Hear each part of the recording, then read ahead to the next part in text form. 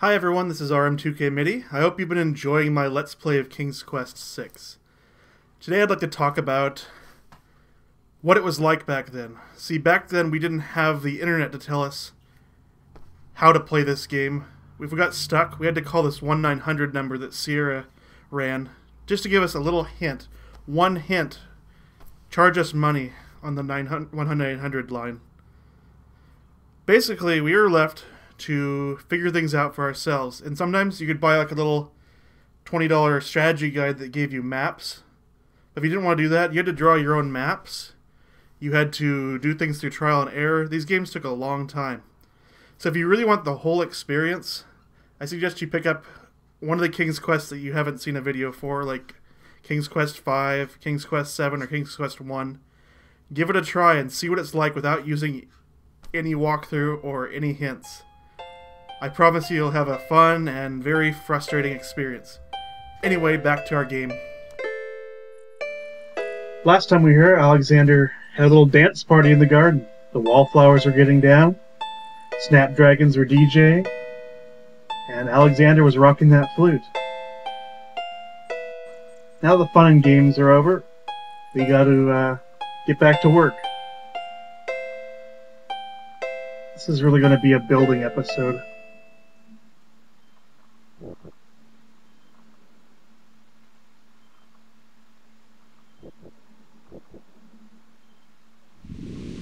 There are also these little chores that you have to do in this game to trigger other events or things you have to collect. And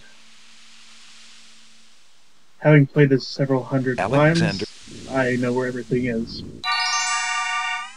Alexander. But there's no way you can figure that out on your own the first try. Unless you're really, really smart. Anyway, we're heading over to the pawn shop.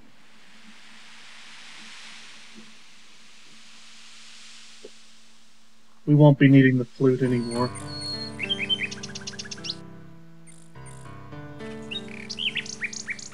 Hi, Sing Sing. Who's a good bird?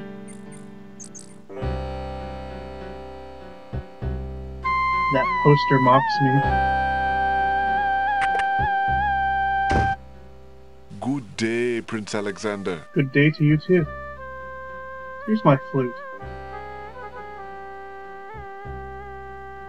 Would you mind if I traded this in?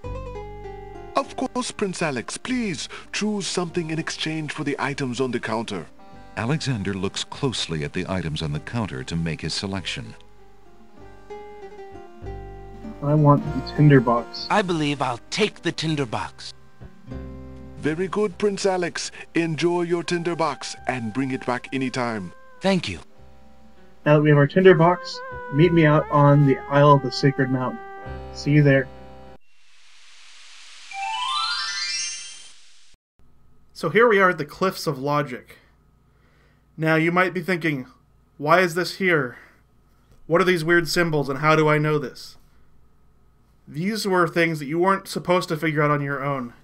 It was a copyright control mechanism where you would answer these questions on the cliff and you could not progress any further in the game without a game manual. People could copy discs all they wanted, but if they didn't have that manual, they could not progress.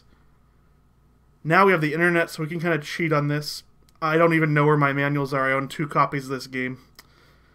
And it's much easier just to look this up, because there's really no way you could figure this out on your own. Anyway, let's start climbing. There appears to be something etched into the face of the cliff. Alexander decides to get closer. The best thing to do here is just to have your strategy guide or whatever sitting beside you so you can reference it really easily.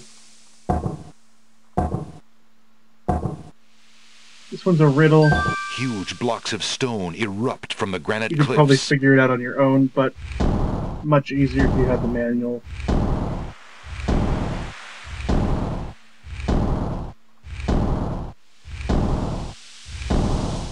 Alexander stares with wonder. That's quite a way to welcome a guest, if indeed it is a welcome.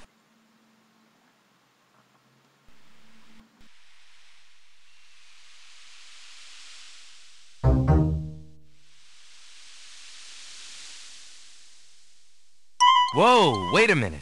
He has bad balance. If you click while he's doing this more than once, you'll probably fall. And if you fall from anything but these first 4 steps, you'll die.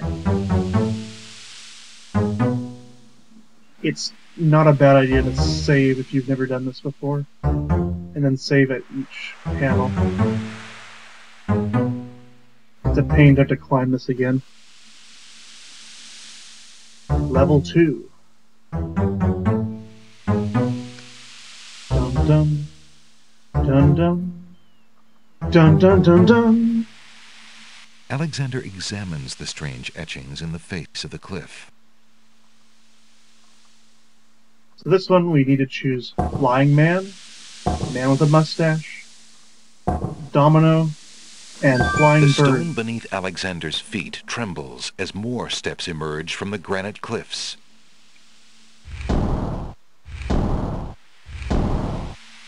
I have to do that in order. If you do it out of order, it won't work.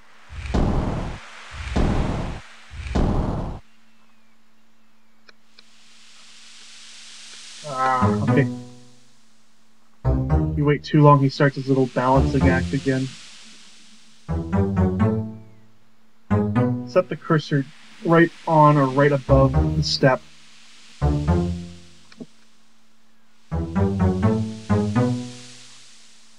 Need to be pretty accurate here. And click each one carefully. Getting sloppy will get you killed. This one's just like a door password. Alexander Like on a examines car. the strange etchings in the face There's a of the keypad or cliff. something. 4, 1, 2. The stone beneath Alexander's feet trembles as more steps emerge from the granite cliffs.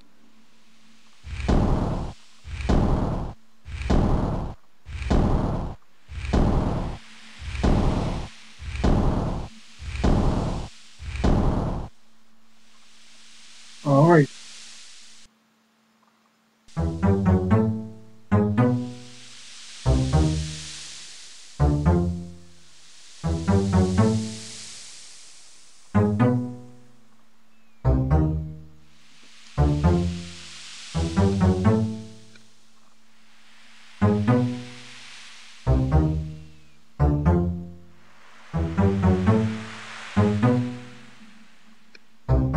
And you can only reach this from the top step, if that wasn't obvious. Alexander examines the strange etchings in the face of the cliff. The Sacred Four. The Sacred Four are the man with the mustache, escalator at the mall, a rook, and some squiggly line with a ball on it.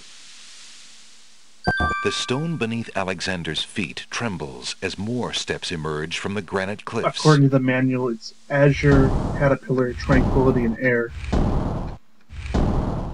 You're supposed to get really into this puzzle and actually figure it out yourself. It's not like the manual tells you how to do it. It's complicated.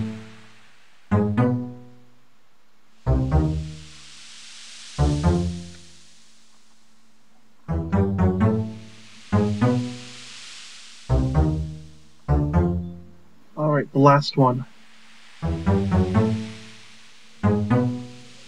You need to come up the cliffs another time.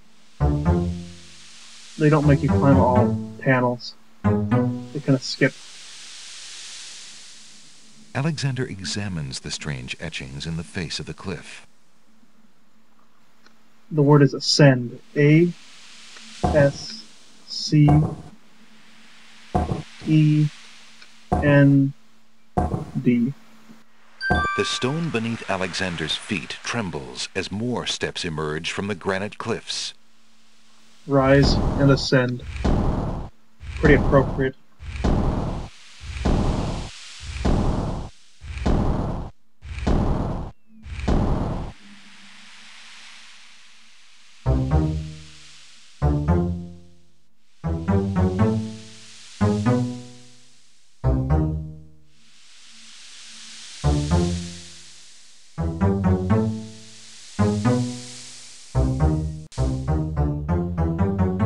Who's that?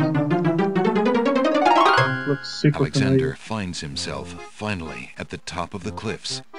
Exhausted, he steps over the lip of the plateau and stands. Why do you make such an effort to climb the cliffs, young man? The winged ones who live on this island have the power of flight. You could have it too, if you'd only eat a berry from this magical flying nightshade bush.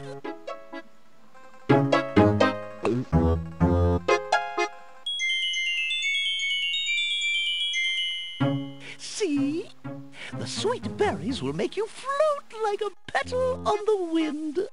Try some.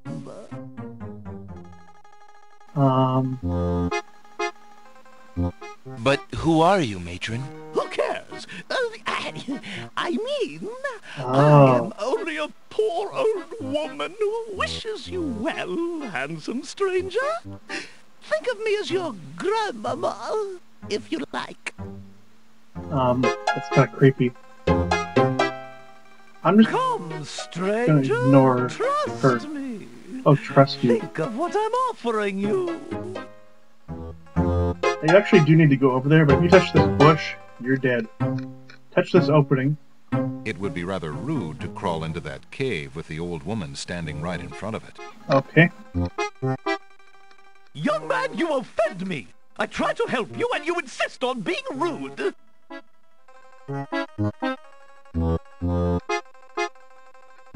Grabbing at the old lady wouldn't solve anything. Black berries grow only at the top of the bush, as though straining towards the sun. How odd. The old woman just disappeared in a cloud of smoke.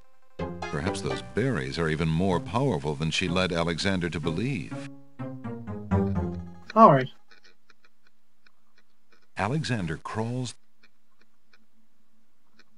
He's really trying his hardest to get you killed. Alexander finds himself in a dark cave.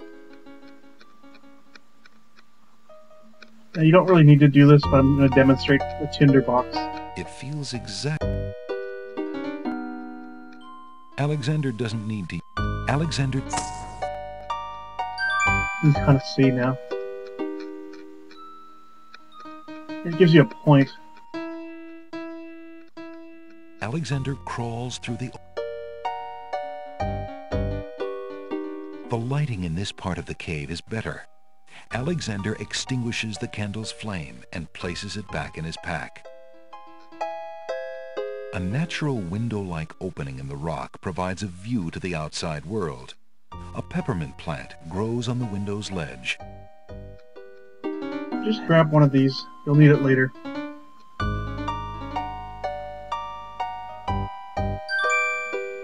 Alexander takes a few leaves from the plant. As he does so, a strong smell of peppermint is released. Ah! And then let's get out of here. Alexander crawls back. Alexander can't.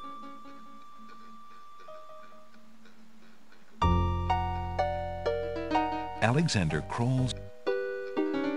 As far as I can tell, there's no disadvantage to not using the tinderbox, other than the point you get for using it.